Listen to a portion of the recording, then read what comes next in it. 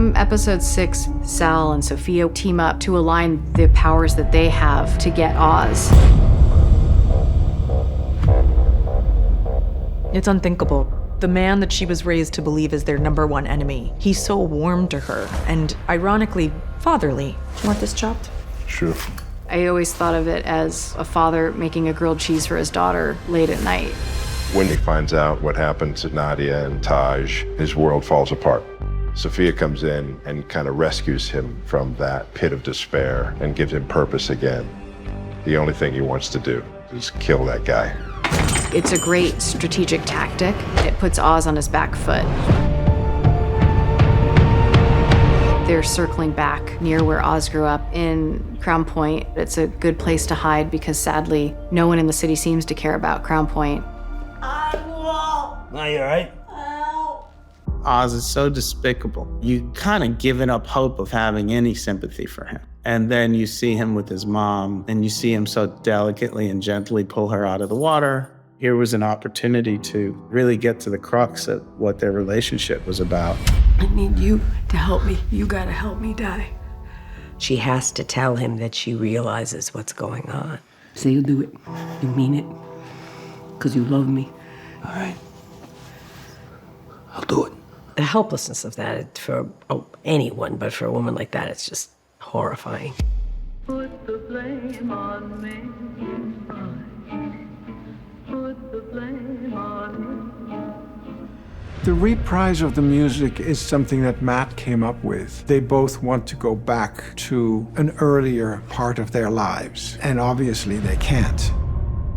The close-ups keeps you out of the realm of reality. It kind of keeps you in the world of fantasy, even though there's the reality of his dirty fingers that you constantly see, which is, I think, a really great detail.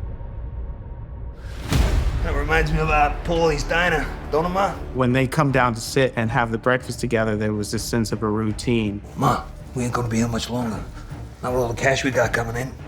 Ain't that right, Vic? Oh yeah, big money. The writing of the scene, that was purposeful to kind of lull us into a sense of calm, like are we watching a family discussion? Thank you, sweetheart. You're a good boy. Victor feels very connected to Oz and very connected to Frances. They're his new makeshift family. He's hardened a bit, carrying a gun, and he meets Squid again. He is a bad guy, always watching Victor. Yo, where you getting your money from, Victor? He brings up Frances. He brings up knowing that he saw this older woman. He could end up harming Frances. He can end up harming the operation, end up telling Sal and Sophia where they are, and Victor cannot let that happen. When Victor tries to go to Oz, Oz is not available emotionally, so Victor knows he has to take care of the Squid problem by himself. Where your people at? That scene, it's not covered so much in close-ups. It's a little bit wider, because you kind of want to see the relationship between the two. But the thing was, when does Vic turn to the dark side? He gets to that situation and it's not going the way he planned at all. Very quickly, he has to make a very big decision, and it's a huge turning point. There's really no going back now. He's taking the life of someone that he's known for years and years and years since he was a child. I'm sorry. And he sees him dying in front of him. That's not an easy thing to process at all. And then Victor goes to Oz. There's a really beautiful, lovely, quiet moment between them. You've done the right thing. Protected those you care about. I think it's a really beautiful scene. Oz sort of softens up and is there for him because he knows that Victor needs that. That actually, I think, is one of our darker moments. It gets easier. And it's a little bit like, welcome to this life. And the fact that he says it gets easier means that you're going to kill more and more people and you'll stop feeling what you're feeling right now.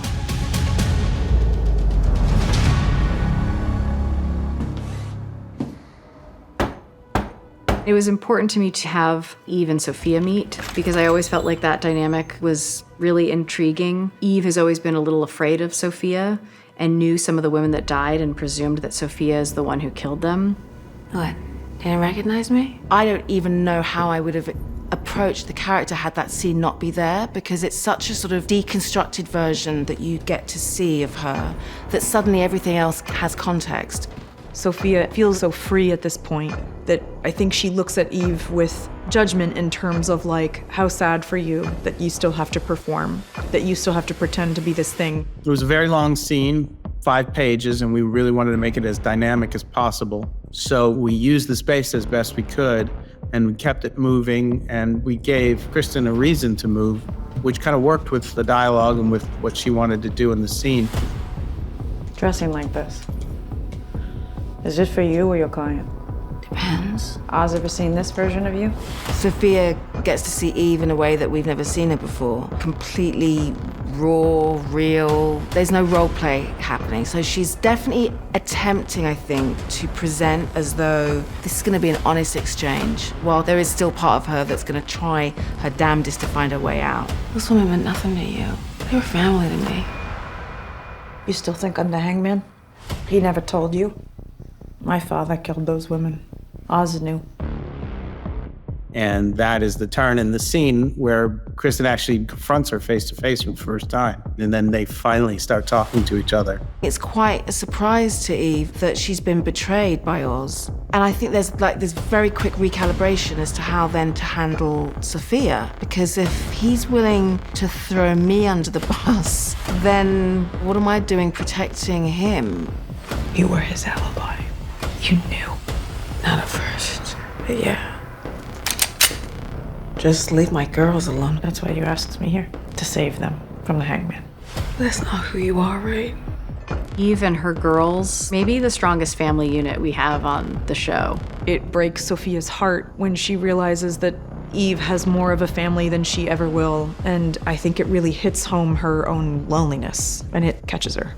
And I think when I see that vulnerability, there's something about the woman in me that has a moment of compassion. If I take her at her word and she isn't the hangman, then she's been no more used as I've probably been. So that puts us in the same boat. It's two women from sort of different sides of Gotham coming together and realizing something about Oz, having a connection and a bond. Throughout this show, they have been pitted against each other, but ultimately understand all we've got is each other as women in this sort of world.